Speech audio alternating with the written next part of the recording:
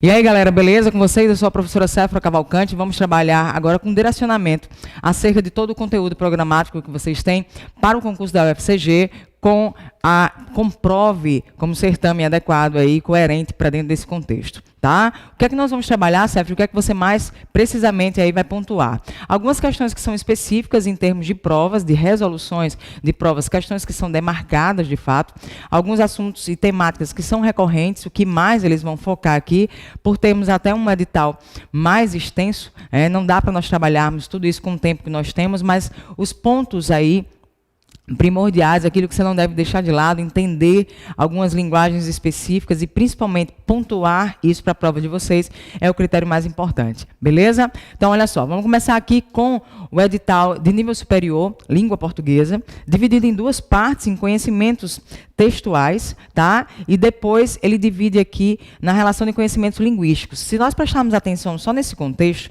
vocês vão ver que a parte de conhecimentos textuais ela é bem mais extensa, tem muito mais tópicos, tá? Em termos de desenvolvimento, do que propriamente a relação que você tem aí dos conhecimentos linguísticos. Séfora, o que é que isso significa? Que minha prova mais a parte textual do que propriamente a parte gramatical? Sim.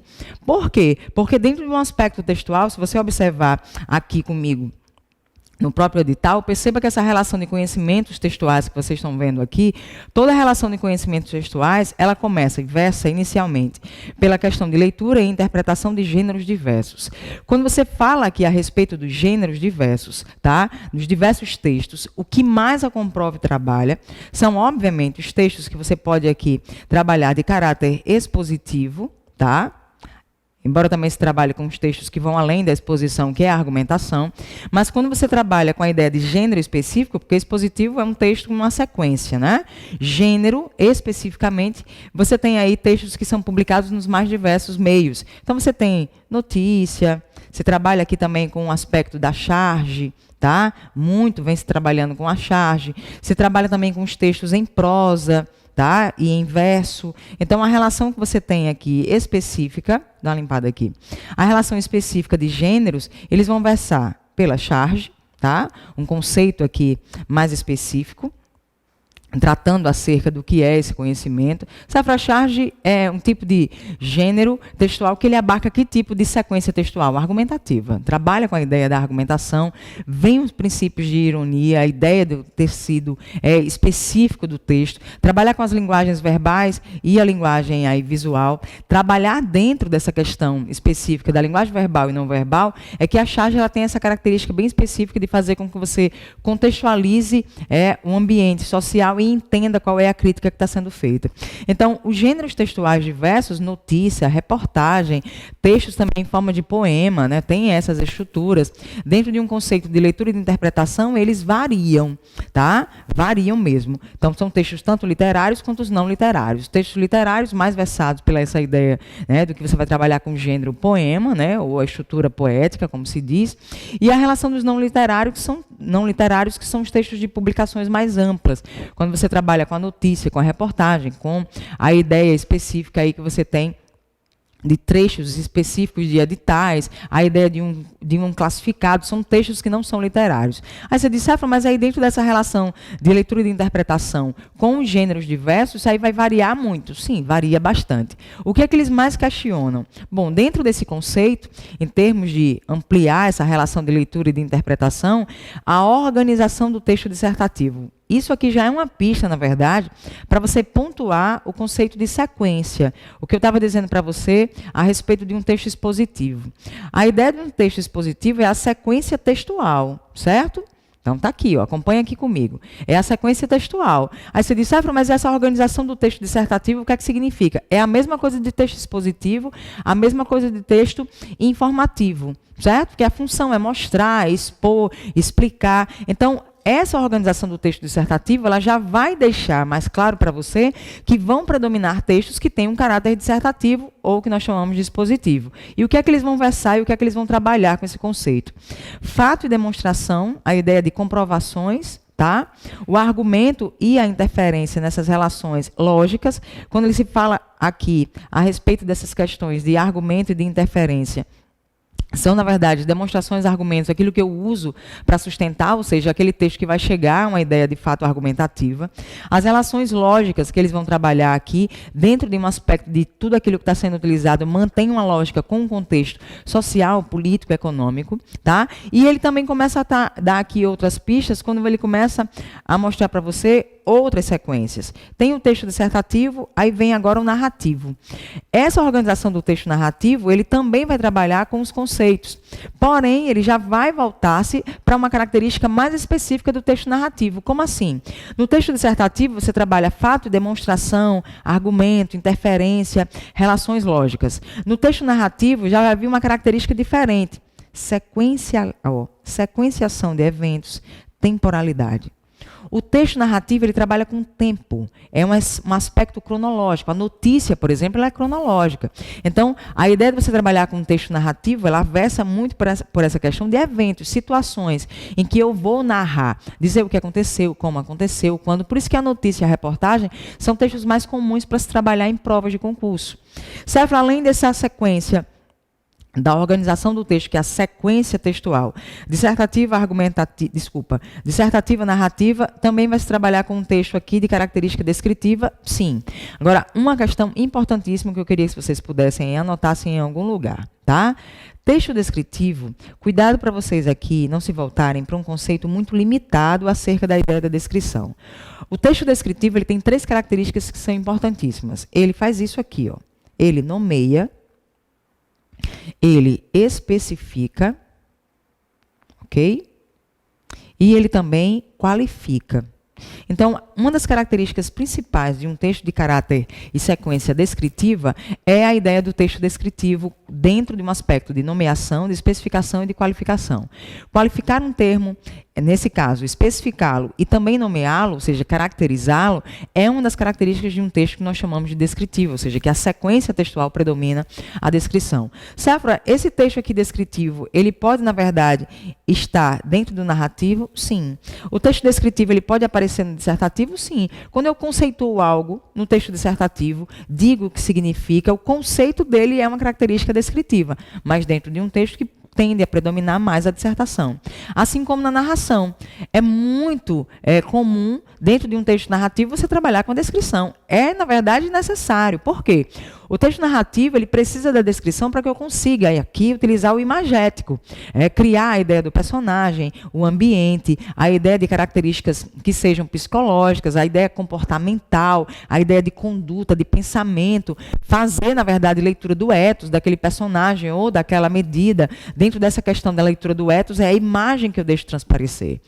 Uma visão mais politizada, uma visão mais polarizada, uma visão mais extremista. Então, dentro dessas caracterizações, a descrição ela é um componente muito importante. Então, a Comprova ela trabalha dentro desse conceito de textos, essas variações textuais de leitura para a interpretação, mas aí versando por essas características de sequência. A ideia da dissertação, o aspecto narrativo, também o descritivo. Uma outra que ele aqui vai versar também, dentro desse aspecto descritivo, que ele trabalha a simultaneidade, a espacialidade na ordenação dos elementos descritores, ou seja, a ideia da espacialidade, onde eles se situam. Então, a ideia de ambientação, os adjuntos adverbiais, eles são muito demarcados quando você trabalha na situacionalidade. Em que situação eu estou falando? É como opressor ou como oprimido? Eu estou falando como uma pessoa, na verdade, que age ou aquela que é mais passiva? É aquela que cumpre com seus deveres ou aquela que, na verdade, se esquiva? Então, a ideia específica da espacialidade, o espaço, o ambiente, também vai ser caracterizado com tipicamente os personagens. E aí vem uma outra sequência, já difere de tudo que nós aqui estávamos falando, porque vai começar com a sequência de associação de informações verbais do texto com informações, ilustrações, fotos, gráficos, tabelas e esquemas. O que é que isso significa? Vou limpar aqui. Esse aspecto 3, tá? Ele deve ser aqui atentado para o seguinte. Certo? Quando você trabalha com associação de informações verbais do texto com informações de ilustrações, eu fiz isso agora na revisão da prova. Eu trabalhei com um infográfico, que trabalhava e tinha como título os meios de transporte mais utilizados no Brasil.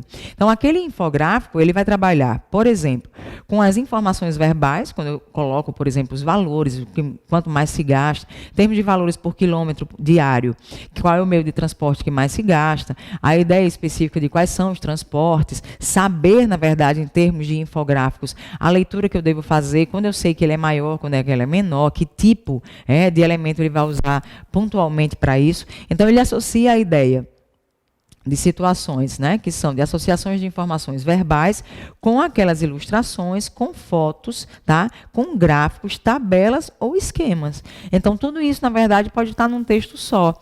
É uma das caracterizações do infográfico para nós versarmos aí para uma diversidade bem, mas bem ampla em relação a essa questão de gêneros textuais. Um outro critério importante que vocês vão ver também, já devem ter visto fazendo algumas provas, é o critério de textualidade. Isso aqui eu coloquei no quadro, fiz questão de colocar, porque esses critérios aqui de textualidade, eles são de suma importância.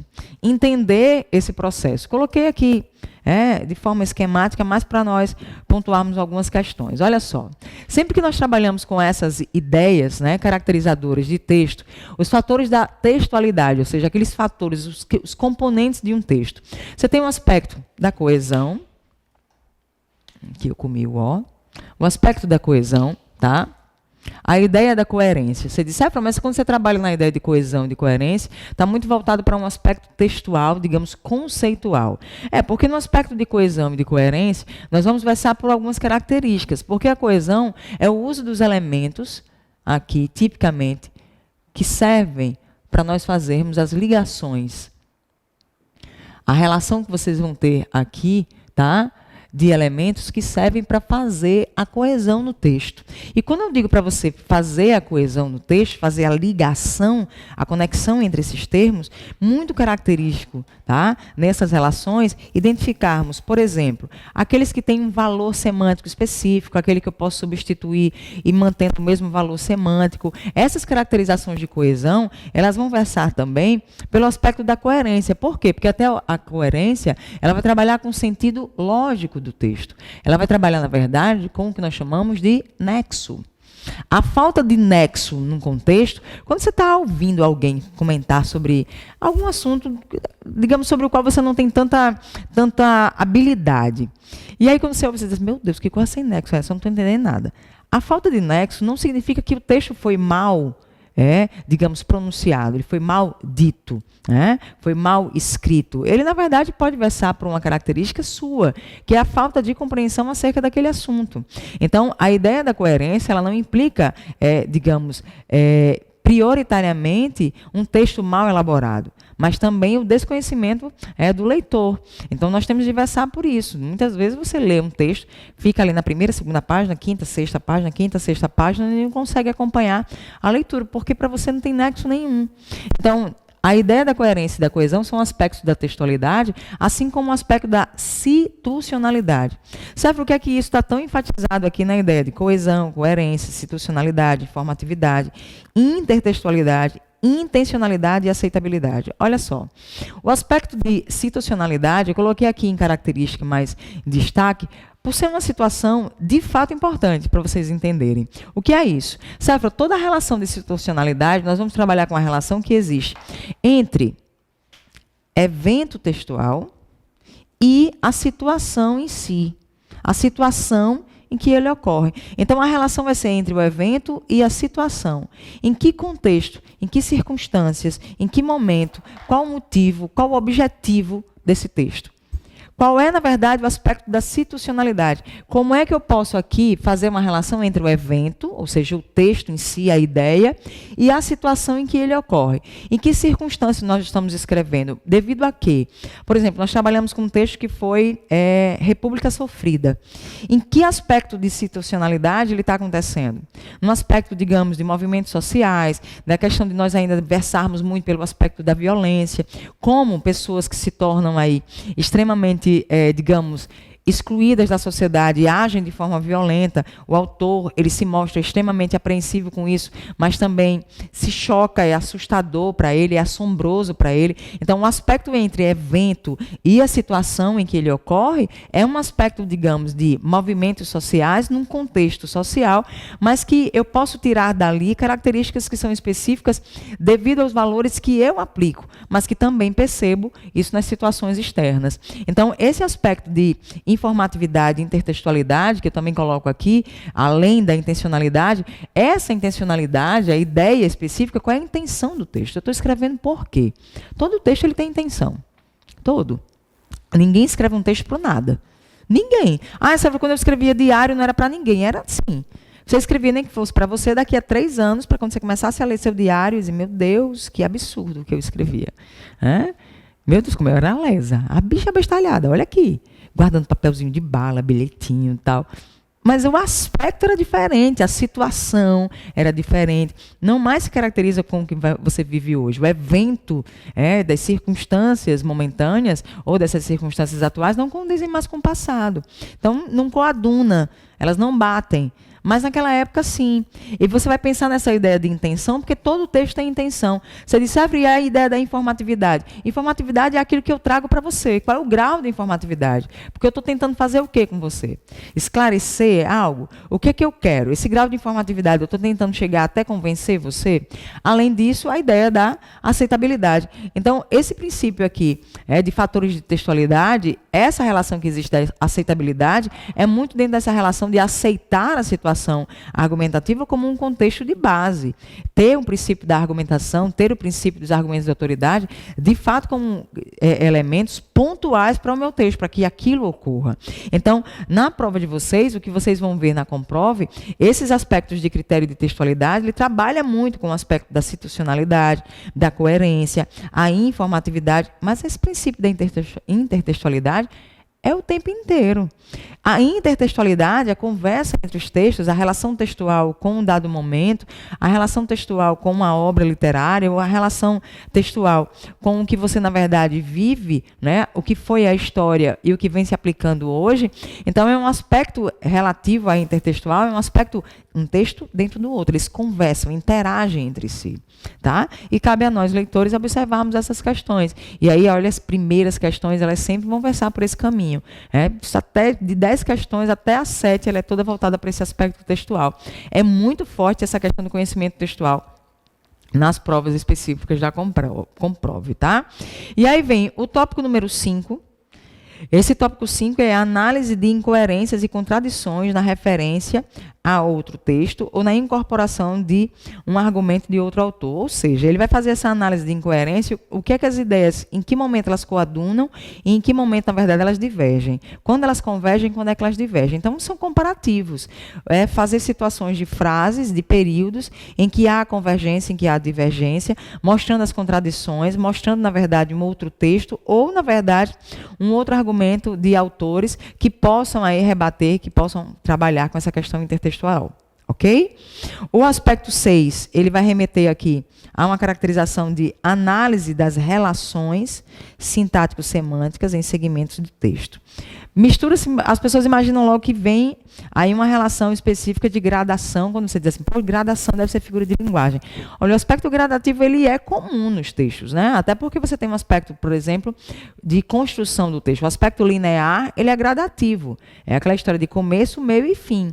É a introdução, o desenvolvimento do texto, a conclusão desse texto, a finalização do texto. Então, é um aspecto gradativo, não precisa especificamente se trabalhar aí com nascer, crescer, reproduzir, morrer, tá? Então, a gradação é essa questão do crescimento e desenvolvimento do texto, especificamente. Disjunção, já fiz questões com isso aqui. A disjunção, ela trabalha tipicamente com isso, ó, separação.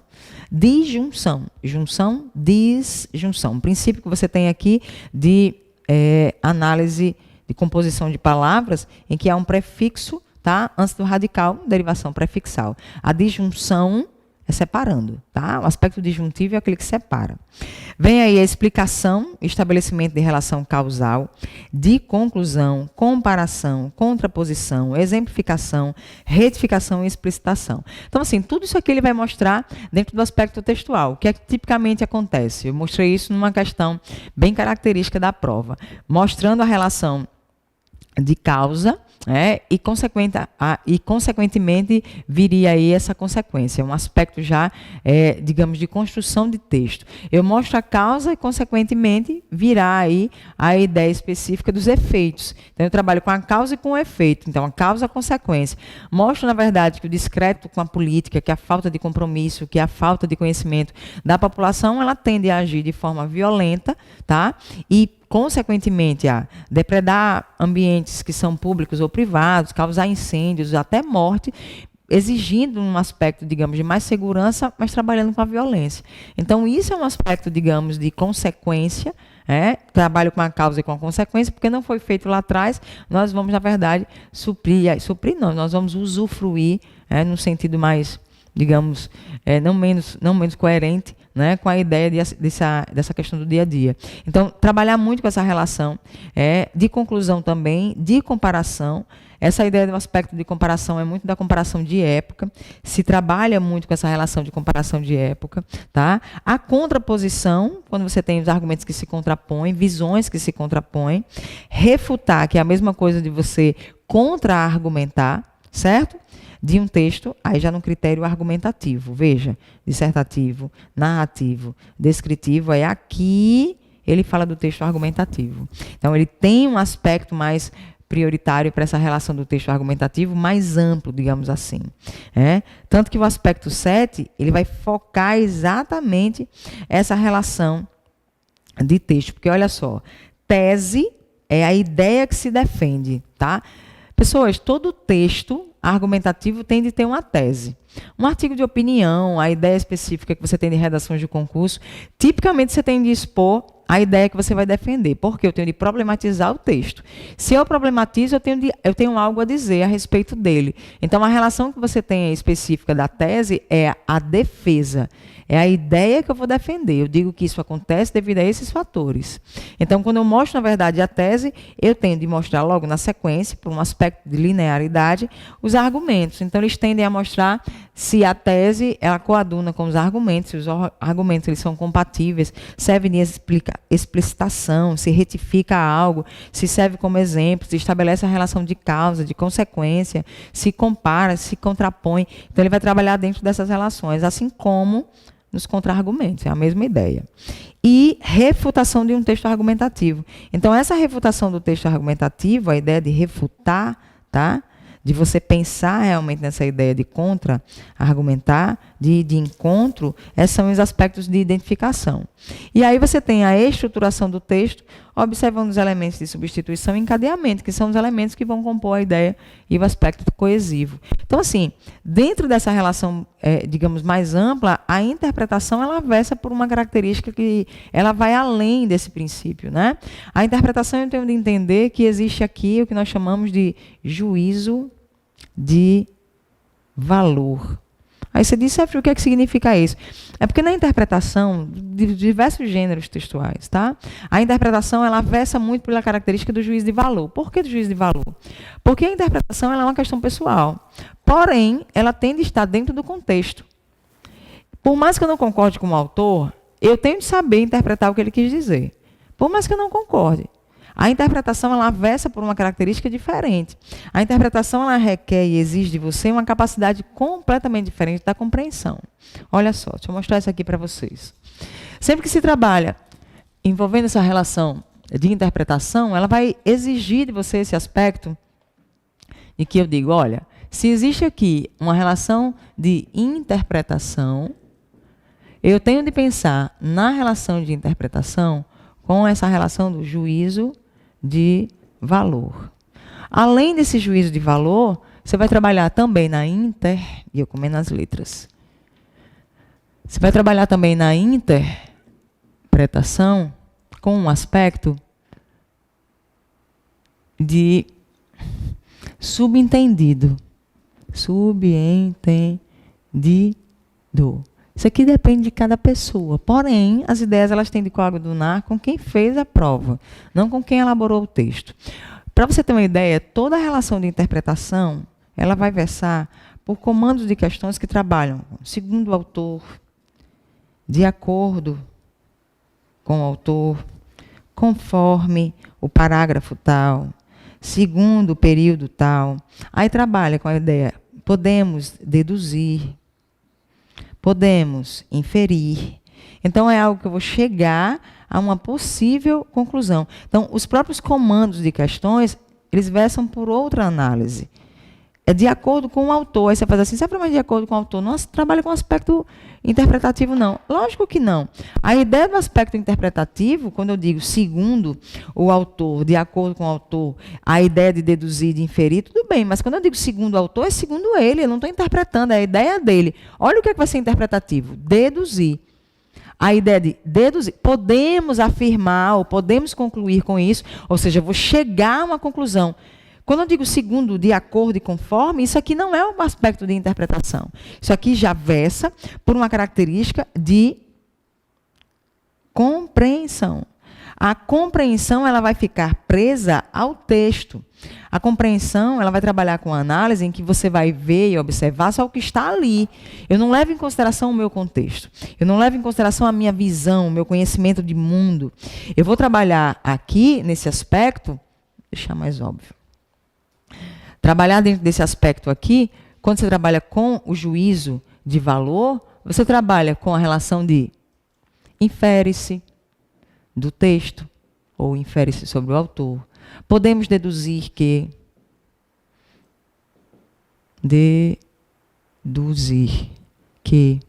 Então, é diferente da relação que existe no princípio de conclusão. Você diz, sabe por quê? Porque o aspecto de compreensão textual... ele versa por outra característica.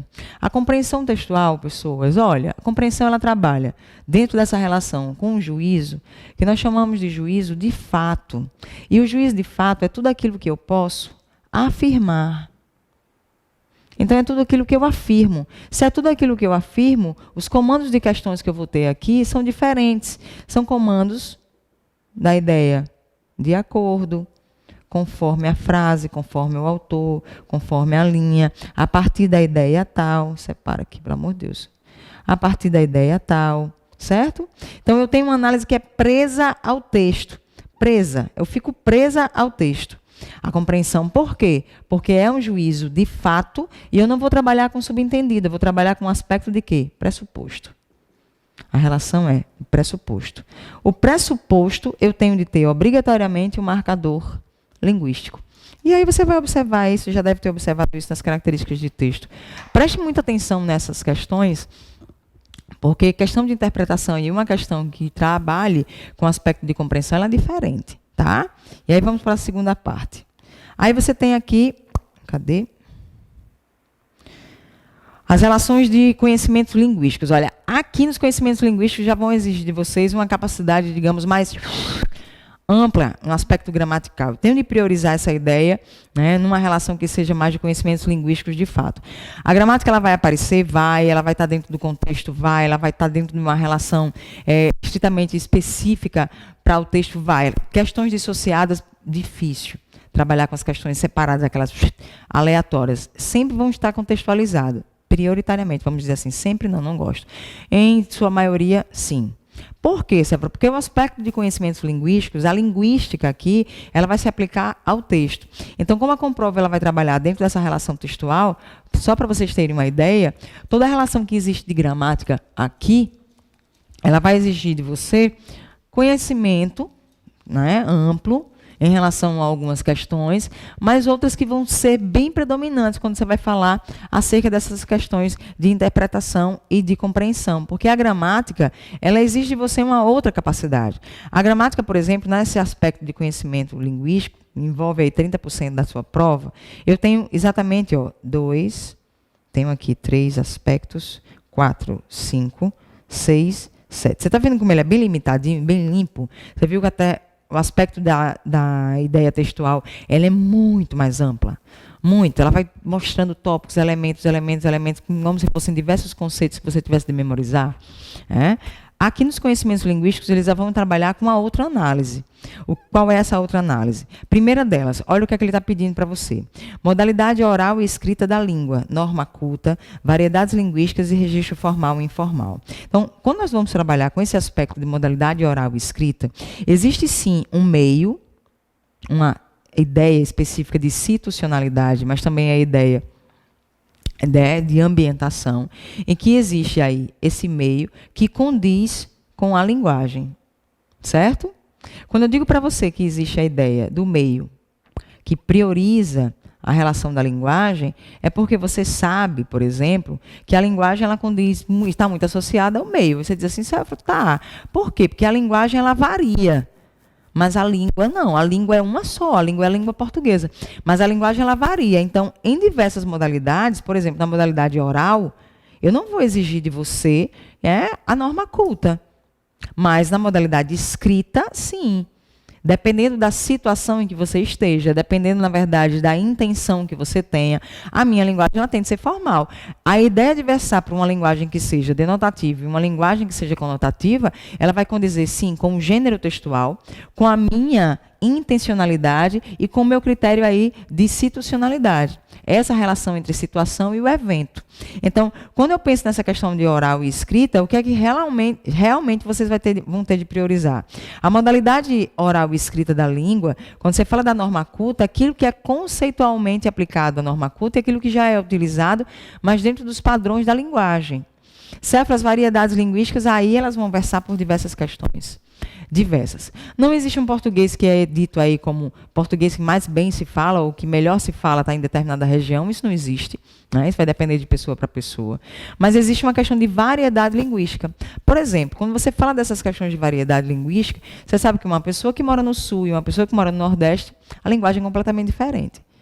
Completamente. Uma pessoa que é de Salvador e uma pessoa que é de São Paulo, o sotaque é completamente diferente. O que é isso? Variedade linguística. Porque aqui em algumas cidades, as pessoas pronunciam, às vezes, na mesma cidade, né? Pronunciam, por exemplo, essa palavra aqui de forma diferente. Tem pessoas que dizem extra e tem pessoas que dizem extra. Tem pessoas que dizem com som fechado e tem pessoas que dizem com som aberto. Né? Extra e extra. Isso varia, é uma questão de variação. Será que na internet isso é permitido? É. A linguagem da internet é uma linguagem resumida? É uma linguagem, na verdade, mais abreviada? Sim, para ganhar tempo, ganhar espaço. É uma característica. Uma característica típica. Você está escrevendo, diz o que você disse. O que? Aí a pessoa faz isso aqui. Isso é típico de internet. O que eu não posso é pegar esta linguagem aqui e trazer para o aspecto, por exemplo, da formalidade na escrita da língua portuguesa. Isso eu não posso. Eu tenho que saber separar os pontos. Aí, por exemplo, dentro desse aspecto de variedades linguísticas e registro formal e informal, esses registros formais e informais, eles condizem muito hoje com os meios de mídias digitais. Dependendo de onde você escreva, onde o texto foi publicado, quem, na verdade, está tratando, tudo isso vai depender. Porque essa questão de variedade linguística, ela vai variar em idade, ela varia conforme o trabalho, varia conforme essas questões de meio, ela varia conforme o gênero. Né? Aqui, por exemplo, é muito típico os homens terem uma linguagem característica que é chamar o outro de esse homem. Esse homem. Olhar e dizer assim, esse homem não vai não? Esse homem chegou agora, foi? Esse homem é muito, sei lá, esse homem é muito... E eu estou falando com a pessoa aqui. E o cara fala com o outro numa boa, assim, esse homem não vai não? Esse homem vai vacilar, é? Esse homem que vacila, esse homem que faz, está aqui na minha frente, mas eu digo esse homem. É um aspecto de característica específica, digamos, regional. Mas a variação linguística ela tem diversas vertentes. Você tem a variação linguística social, regional, profissional. Os jargões, eles são variações linguísticas. E dentro desse aspecto de variação, existe aqui uma característica que é importante vocês pontuarem, que esse registro que eu chamo de registro formal, que se chama aqui de registro formal e informal, é que o formal eu uso a língua na norma culta e o informal eu tenho uma variedade. Na linguagem informal eu tenho uma variedade linguística, eu não tenho um rebuscamento de linguagem. A pontuação numa música ela é muito mais livre, ela não tem a obrigatoriedade. Um texto em prosa tem. Então o aspecto de pontuação ele vai versar muito pela norma culta, pela questão da forma escrita, da língua, em que se prioriza o registro formal. Então, existem associações que são diretas. Porque dentro dessa relação de registro formal e informal, sempre se trabalha informal, você está trabalhando com a língua na norma culta. A informal, a variedade linguística. Então, é um aspecto aqui característico. É de associar. Céfalo, como é que tendenciosamente vai se trabalhar com isso? A ideia específica da comprova é de você muito identificar se está adequado para a questão da situação, a situação em que se encontra o personagem, a situação em que foi aplicada, no contexto de trabalho, seja do que for, se seria adequado ou não aquela linguagem. Mas não é a resposta com sim e não. É dentro de um processo explicativo, né? Se há compreensão do autor, se há compreensão do leitor, se há uma compreensão de todas as pessoas que participam da comunicação. Existe a ideia específica de intenção. Qual é a minha intenção em fazer aquilo?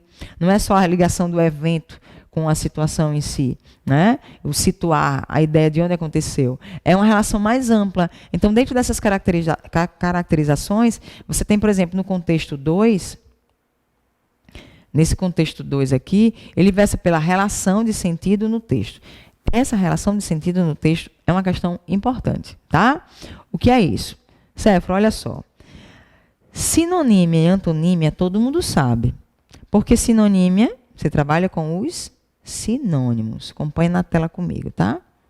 E a antonímia, obviamente, você vai trabalhar com os antônimos. Se eu trabalho aqui com os sinônimos e com os antônimos, tá? Existe uma característica bem legal aqui, que é chamada de polissemia. Céfalo, dentro desse aspecto aqui, polissêmico, o que é que está relacionado? A polissemia são os diversos significados que uma palavra ela pode assumir dentro do contexto. É o que nós chamamos, tá? Dentro desse aspecto aí, de valor semântico. Semanticamente, se eu for trabalhar aqui com vocês em termos de específicos, essa palavra aqui, banco, assim como a palavra água, assim como a palavra, vamos pensar aqui, colher, ela vai depender do contexto em que está sendo aplicado, certo? Por que eu estou dizendo isso? Porque quando eu trabalho com o aspecto da polissemia, e você diz assim, fulano, e eu coloco a palavra cabeça no contexto, eu tenho cabeça significado de cabeça, masculino, e tenho cabeça como parte do corpo. Mas eu tenho cabeças aí, especificamente nas catacreses, quando você fala cabeça de prego, quando você fala cabeça de alho. Então, eu tenho caracterizações diferentes. Mas, olha, aqui eu não sei se é colher ou colher, vai depender do contexto em que esteja, porque tanto pode ser um som fechado, colher, quanto pode ser o som aberto, colher. Vai depender do contexto. Aqui, banco. Eu tenho um banco, instituição financeira, eu tenho um banco, um lugar para sentar, e eu tenho um banco, verbo. Como assim, verbo? Eu banco você. Então, tudo depende do contexto. Céfalo, então isso aqui com certeza é um substantivo. Como é que eu vou afirmar isso? Porque quando ele pede para você aqui, dentro dos aspectos, né, situacionais, e ele trabalhar aí com a ideia de neologismo, pontuação, ortografia e tal, ele não vai ficar perguntando para você se aqui é verbo, se é substantivo, se é o que for. Isso aí não está dentro desse contexto. Mas eu tenho que trabalhar com o aspecto polissêmico. A ideia de água da mesma forma, porque eu tenho água, que é substantivo, a água, minha água, sua água, e eu também tenho um verbo.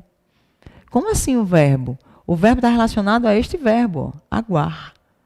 Ok? Então, eu digo para você que eu ago.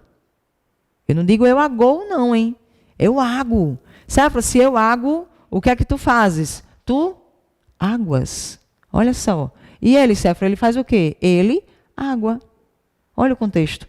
Olha o aspecto que você tem aqui, polissêmico. Ele água, viu? Não agoa, não. Agoa é horrível. O que a máquina de lavar faz? Ela enxágua, ela não enxagoa. Ela enxágua, tá? Cuidado com isso, viu? Então, eu tenho um aspecto da sinonímia e antonímia e também da polissemia. Essa polissemia são os diversos significados que uma palavra pode assumir. Serve a paráfrase. A paráfrase é a ideia da reescrita, né? É algo que você vai dizer se apropriando da linguagem e do texto de alguém, das ideias de alguém, dizendo com as suas. Não é plágio, não é crime. Paráfrase é o que todo mundo faz. Todo mundo.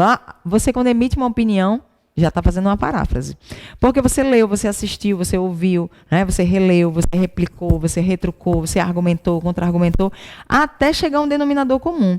Ao chegar nesse denominador comum, começa a se trabalhar com o princípio de paráfrase. Então, é você ir se apropriando de uma linguagem que você sabe que mescla aí e que se mergulha em diversos oceanos, mas você mesmo vai criando o seu. É bacana, parafrasear é algo interessantíssimo, viu? Aí, olha só. Começa a parte gramatical, aqui no tópico 3, mas bem pontual mesmo, Porque ele vai entrar aí na esteira do aspecto 3, concordância verbal, nominal, regência nominal, verbal e acento indicativo de crase. O que é que vocês precisam saber? As questões da Comprove, elas vão trabalhar dentro do contexto, certo? Em termos de adequação, o que é que foi adequado, o que é que não foi. E, tendenciosamente, eles trabalham na parte de concordância com orações inversas. Tá? Inverte mesmo a oração. Inverte. Eu vou mostrar se ela está aqui. Deixa eu ver aqui.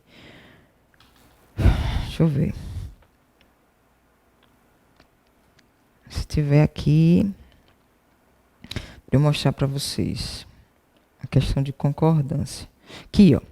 Fiz essa questão já em termos de revisão. E olha essa questão como é interessante quando você vai trabalhar com a concordância. Por que isso é interessante?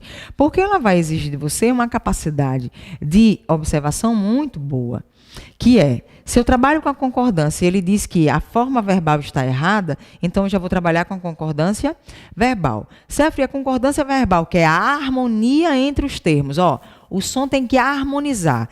Essa harmonia entre os termos, entre quem? O sujeito e o verbo.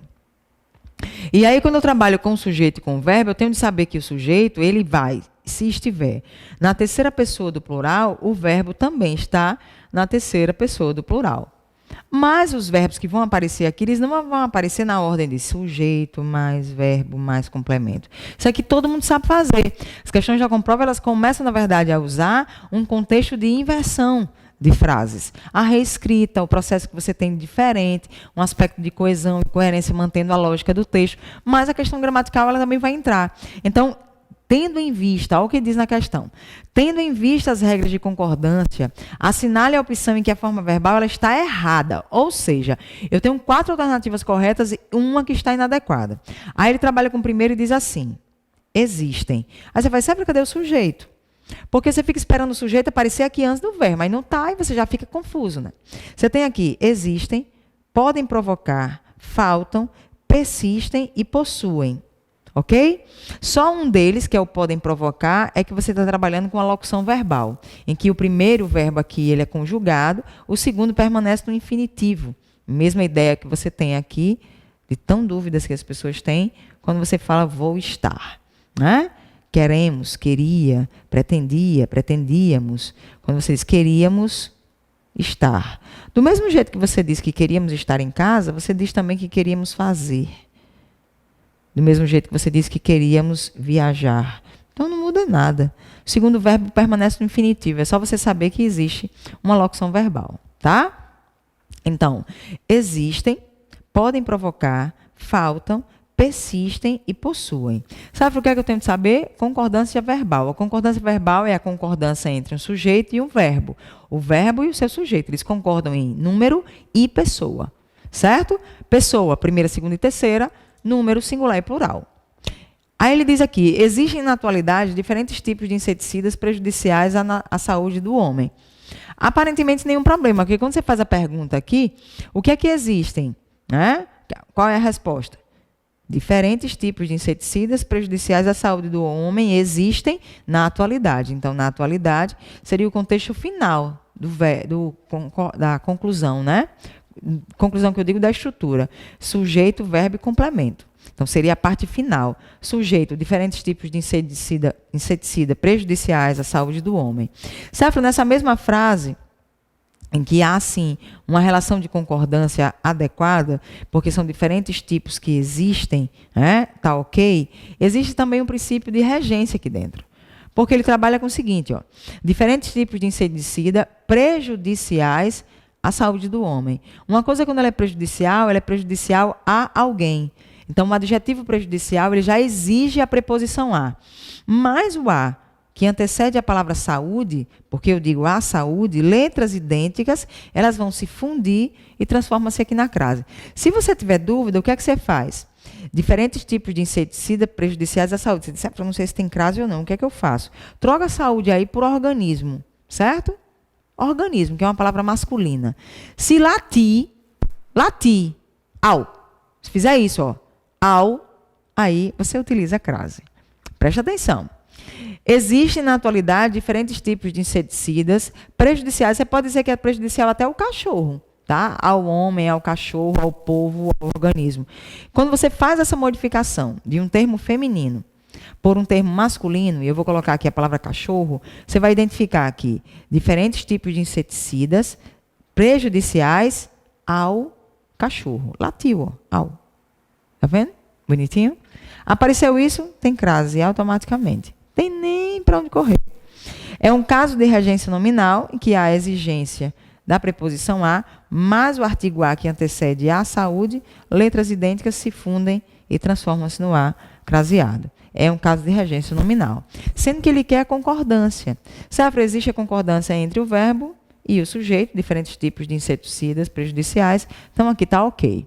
Na B, podem provocar sérias lesões hepáticas os defensivos agrícolas à base de DDT. O quem é que pode provocar sérias lesões hepáticas? Esses defensivos agrícolas. Então, aqui também há concordância. Veja que não está na ordem, sujeito, verbo e complemento. Na C diz que faltam aos países subdesenvolvidos uma legislação mais rigorosa sobre os agrotóxicos. O que é que faltam aos países? Faltam uma legislação, você disse, eu acho que não é faltam não, é o quê? Falta. Eu tenho de colocar aqui a ideia de falta. Falta aos países subdesenvolvidos uma legislação. Então, uma legislação mais rigorosa ao sujeito sobre os agrotóxicos falta aos países desenvolvidos. Certo? Então, eu tenho de ter essa caracterização. Você diz, mas aí faltam aos países desenvolvidos uma legislação. O que é que falta? Falta algo. Falta algo a alguém. Então, nesse caso aí, tem de correlacionar essa ideia do sujeito com o verbo. Tá? A resposta já seria a letra C, porque está correto aqui na letra D, né? Ele diz, ó, persistem por muito tempo no meio ambiente os efeitos nocivos dos inseticidas clorados. Então, se nós estivéssemos trabalhando com o aspecto formal, já seria assim, ó, persistem por muito tempo, no meio ambiente os efeitos nocivos dos inseticidas clorados. Isso aí necessariamente já iria aparecer num aspecto mais formal. Na questão, como é só concordância, você não vai corrigir pontuação, porque não tem a ver.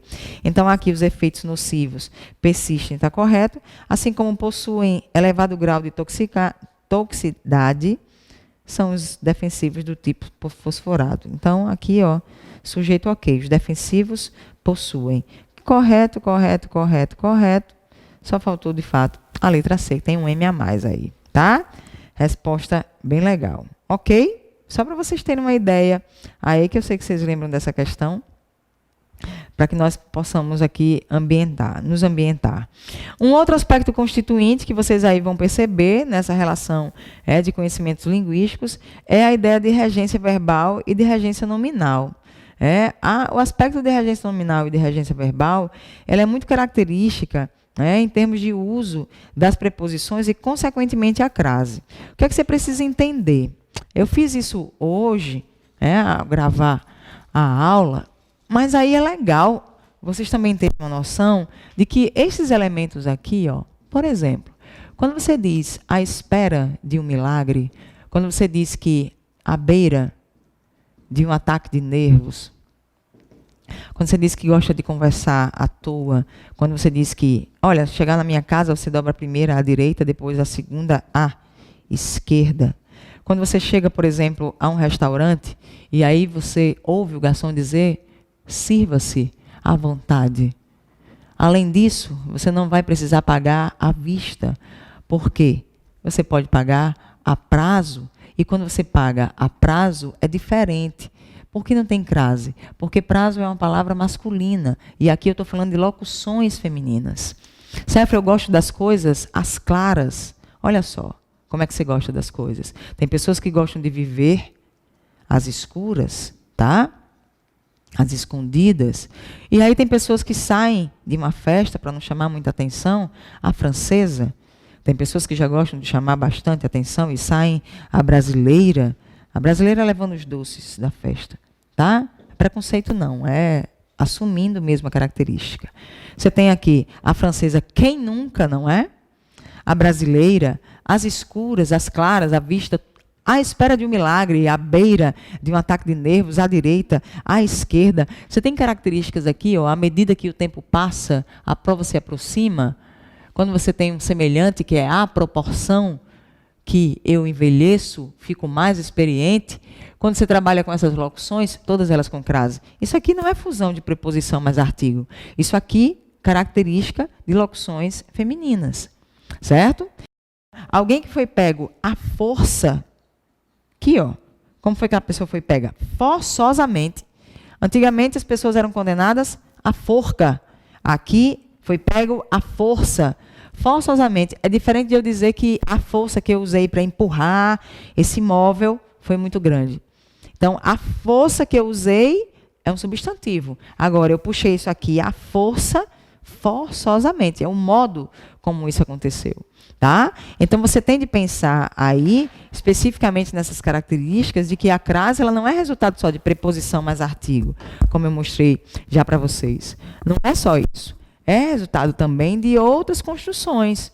Existem aspectos em que a crase vai e tende a aparecer para evitar ambiguidade, para evitar, na verdade, uma linguagem aí que seja incompreendida por alguém. Então, é necessário. Agora, tem lugares que tem crase desnecessárias, né? E aí pode confundir da mesma maneira. Então, tem que ter o equilíbrio. Essa parte de regência verbal nominal e acento indicativo de crase são questões bem marcadas nas provas da Comprove. Bem marcadas. Eles gostam de trabalhar porque são as questões que estão mais precisamente nos textos. Se trabalha sempre com regência, com crase nos textos. Então, para fazer esse contexto bacana, para fazer essa relação textual, é muito interessante você trabalhar com o que o texto já vem priorizando. Então, você tende a buscar essas informações com mais precisão. Então, os textos eles dão esse suporte, e, consequentemente, as questões de trabalhos específicos de regência e de crase, assim como a parte de concordância, estão contextualizadas. Essa relação aqui de indicativo, por exemplo, na classe de palavras, que é nesse aspecto aqui que você tem 4, né? Toda a relação que você tem do aspecto 4, ele vai versar muito por... Sabe, mas aí você trabalha com a questão de morfologia, classe de palavra, mas a classe de palavra e seu funcionamento no texto. Aquela palavra está funcionando como o quê? Você faz assim, peraí, mas como assim? Tem palavras que assumem um outro papel, tem palavras que assumem uma identidade que não é sua. Quando você diz, por exemplo, que... eu odeio apagar quadro. Vou dizer aqui, fico com pena. Quando você diz, por exemplo, que Deus é 10, isso aqui não é um número, tá? Vou tirar isso aqui. Deus é 10, isso aqui não é o número. Nesta frase, nesse contexto, a situação em que ela está, ele, na verdade, trabalha aí como um adjetivo. Então, o aspecto que você tem aqui, se eu fosse trabalhar morfologia, isso aqui era um aspecto de numeral, isso aqui verbo, isso aqui um substantivo próprio, certo? Vou caracterizar esse verbo como um verbo de ligação, porque o que vem depois é a característica do sujeito e, consequentemente, só é verbo de ligação se vier depois o predicativo do sujeito e aqui meu sujeito. 10 aqui não tem valor de 10, 1, 2, 3, 4, 5, 6, 7, 10. Isso aqui é ótimo. Isso aqui é o aspecto de você dizer que ele é maravilhoso, estupendo, único, tá? Então, quando você diz aqui maravilhoso, ótimo, estupendo, incrível, é 10. Como uma prova, a prova foi 10. Não é 10 número, é 10, muito boa, é um número nota máxima. Quando você vê isso nas escolas de samba, quando você vê isso nas escolas, quando você vê isso nas avaliações, a nota 10 é a nota máxima. Então, é uma característica que você tem aí mais marcante. Então, você tem uma mudança e você tem um funcionamento no texto, em palavras que mudam. Então, é isso que vocês vão observar tendenciosamente. Aí, a Comprove ela já vai trabalhando com isso dentro da relação textual para você já ir se ambientando, né? Você vai lendo o texto e vai entendendo o que é e o que não é. Então, é bacana dar uma revisada acerca desses contextos aí de marcações de classes de palavras, porque é legal realmente você trabalhar e entender um processo mais pontual, digamos assim. Beleza? Na prova, né? Essa parte aqui, tópico 5, nas provas, que eu dei uma olhada, nunca tinha visto provas da Comprove, já tinha visto provas da UFCG, por exemplo, seja de universidade não, vestibular, seja de concurso, já tinha visto. Mas não prestava atenção na organizadora. Para concurso é que começa esse foco, né? Então, assim, a questão esse tópico 5 aqui, dos conhecimentos linguísticos, ele trabalha com a oração e seus constituintes. Quando ele fala da oração e seus constituintes, eu tenho que ter cuidado que são aspecto de ordem, relações sintáticas e semânticas. As relações sintáticas, elas tendem a pontuar alguns elementos que são marcados na prova. Por exemplo, o elemento que, quando ele é conjunção subordinativa integrante e quando ele é um pronome relativo, assim como as funções do se, quando ele funciona como conjunção subordinativa integrante e quando ele pode aqui funcionar também como uma partícula passivadora, como um índice de determinação do sujeito. Então, tem vários aspectos. É essa relação no texto, na oração, que ele vai trabalhar com a relação sintática. Oração subordinada, a oração subordinada adjetiva, adverbial. Então, é legal. Não são muitas questões. Eu queria que vocês percebessem nessa relação. Essa viagem que nós vamos fazer, estamos, né, realizando aqui acerca do edital, que não é esse aprofundamento em termos de assim, agora eu vou fechar a prova toda porque eu sei. Não, é para você pelo menos saber o que pode vir, para não ser nenhuma surpresa. Você diz, eu nunca estudei isso. Já estudou, sendo que os nomes eles foram assumindo aí uma nova nomenclatura, foram assumindo novas caracterizações, mas tudo isso aqui já existia, hein? Então, essa relação sintática não tende a ser a classificação da oração, mas sim, identifica-se como um processo de subordinação, de coordenação. Se você tem aí orações que mantêm uma relação de dependência, ou se são dependentes ou independentes, daí a ideia de ser subordinada ou coordenada, a ideia de pontuar os períodos, saber em que período está, qual é a análise só daquele período. Então, assim, dentro desse aspecto de relações sintáticas, a separação das orações dos períodos, eles já são muito importantes para até você pontuar isso no texto. Os textos da Comprova têm uma vantagem, eles não são muito extensos. Eles são textos rápidos, dinâmicos. Agora, eles miuçam tudo dentro do texto quando vai trabalhar com essa relação de interpretação e de leitura, né? Então, ele entra mesmo na história. Existe uma característica importante hoje, né, dentro dessas relações mais pontuais, quando nós trabalhamos, por exemplo, com o aspecto de semântica e também com a ordem das frases, porque essa ideia de ordem, lá na questão que eu fiz com vocês aqui, só mostrei a questão de concordância, você vê que na parte de concordância não tem aquela ordem que você está esperando, sujeito, verbo e complemento. E o candidato, quando ele está sozinho, vai fazer a prova só, ouve só aquelas vozes da minha cabeça, né? Começa a ouvir as vozes, ai meu Deus, eu não sei, isso aqui está errado, isso aqui vai errar, isso aqui, isso, aquilo, outro. Ele começa, na verdade, a fazer uma caracterização diferente, né? Então, quando você fala de ordem, eu tenho de saber que existe a ordem inversa, que existe, na verdade, uma gramática que se trabalha com essa construção, que não há obrigatoriedade de ser sujeito, verbo e complemento, que há, sim, orações que não têm verbos explícitos, em termos de ser um verbo conjugado, sem verbos defectivos, porque para ser oração tem que ter verbo. Mas eu preciso entender que quando é que esse verbo ele é defectivo, quando ele é um verbo impessoal. Para quê? Para eu caracterizar o tipo de sujeito. Não que vá aparecer na prova de vocês classificação dos sujeitos, mas ele vai trabalhar com as relações sintáticas do termo, da oração. Relação sintática é isso, sujeito, objeto direto, se a oração é subordinada, se ela é coordenada, tudo isso aí são os aspectos. Entende? Então, essa é a relação que eu tenho de pontuar. Semântica, questão de valor mesmo. Saber que, por exemplo, com a pontuação, que aqui é um aspecto que eu quero falar, que com a pontuação, a parte semântica ela pode ser modificada.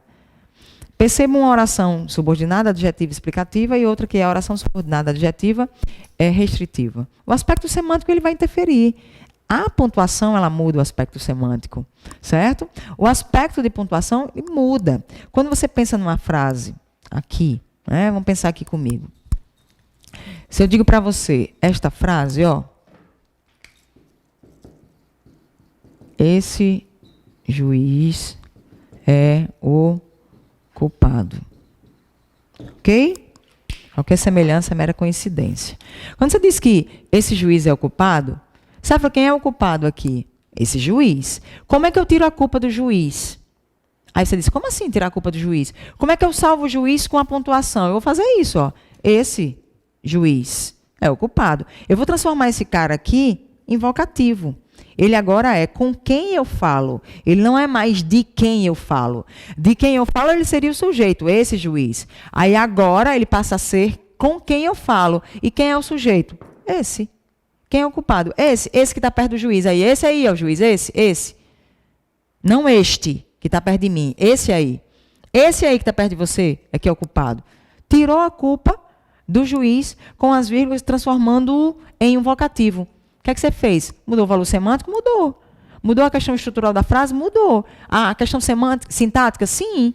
Tudo foi mudado por causa de quê? Da pontuação. Então, perceba que essa relação de semântica ela não é dissociada de pontuação, nem muito menos das relações que vocês vão ter no texto. Elas vão estar associadas. Agora, não vai ter uma questão para cada tópico desse, pelo amor de Deus. A prova vai ter o quê? 50 questões? Porque só no primeiro você tem aí quase 10, com mais 7 tópicos, aí você vai pensar aí, sei lá, 17, 18 questões, 11 tópicos com mais 7, vai pensar aí em quantas questões? 18, 19, 20? Então, tem questões em que vão abarcar diversos assuntos. Aí você tem aí, o aspecto de pontuação é importante porque ele vai trabalhar com reescrita, está lá. Pontuação ele vai trabalhar. Eu preciso entender, no aspecto de pontuação, o que é que eu devo separar, o que eu não separo. Cefra, eu não separo sujeito do verbo, nem verbo de complemento, nem complemento de complemento. Mas tem duas funções sintáticas. Escute, olhe para cá. Tem duas funções sintáticas, que obrigatoriamente eu vou usar vírgula. Quais são? Aposto e vocativo. Cefra, e o restante? Aí eu vou ver a questão de estilística do texto. A estilística do autor, se é uma questão de estética do texto. Tudo isso vai depender. Obrigatoriamente, aposto e vocativo. Obrigatoriamente. Então, você começa, na verdade, a ter uma noção mais ampla. Pontuação, eles adoram trabalhar. Então, tem de atentar para essas questões. Certo? O outro tópico, ortografia. Atentem para essa parte de ortografia. Por causa do acordo ortográfico, pode vir uma questão que trabalhe com isso. Pode vir. Uma questão que trabalhe com esse aspecto da ortografia. Mas perceba essa relação do acordo. Tá? Isso aqui não tem como você trabalhar, porque aqui são 10 horas só falando de ortografia, em termos de tantas mudanças. E lembrar que isso aqui é de nível superior, tá? Cefra, e acentuação gráfica. A acentuação gráfica ela também vai entrar na parte do acordo ortográfico, certo? Porque dentro de um aspecto de concordância, só para você ter uma ideia, as pessoas gostam de trabalhar muito com essas ideias de tópicos separados. Eu já uno tudo para as pessoas entenderem, porque é necessário. Quando eu digo para você isso aqui, ó, os brasileiros detêm o conhecimento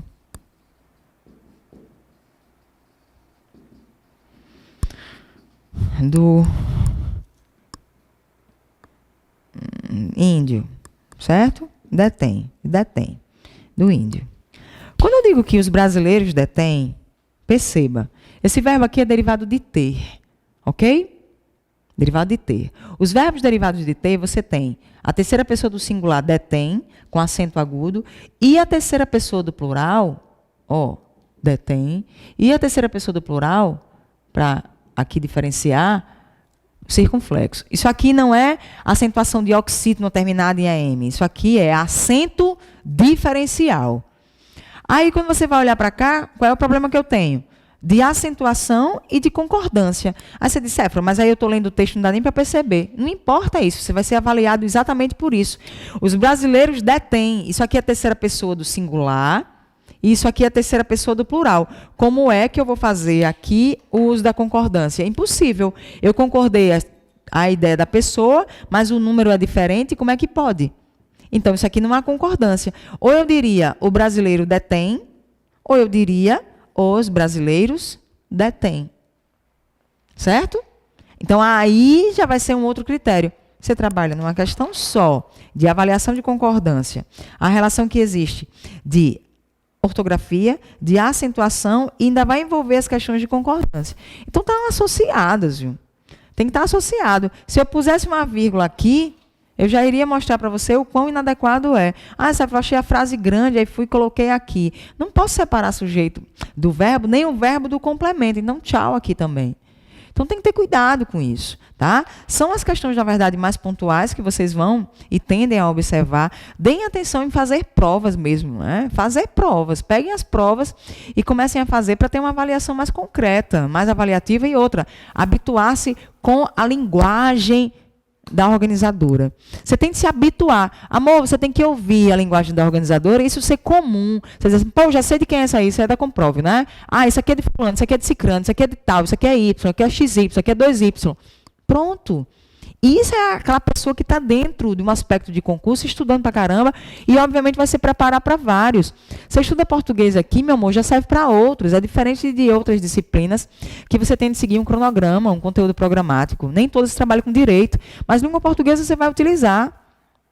Você vai utilizar. Então, é um conceito. Se você for usar isso aqui numa redação, possivelmente em outro concurso, você já vai, obviamente, ter também essa capacidade. Trabalhar a concordância, a regência, a crase, a questão de institucionalidade, a ideia que você tem aí de um aspecto de intenção, qual é a intenção do autor, o objetivo do texto, aquele parágrafo que ele quis dizer, o que é que eu quero, como é que eu faço para ser diferente, aquela palavra, qual é o contexto em que foi aplicado, tudo isso. Então, essa é a situação mais ampla. Essa situação, digamos assim, de nós abarcarmos o máximo de informações. Qualquer critério aí, vocês vão observar nas outras questões, porventura que vocês já tenham observado. Se não, assistam de novo, refaçam as provas e vai dar tudo certo. Beleza? Beijão para vocês, nos vemos por aí. Tchau, tchau.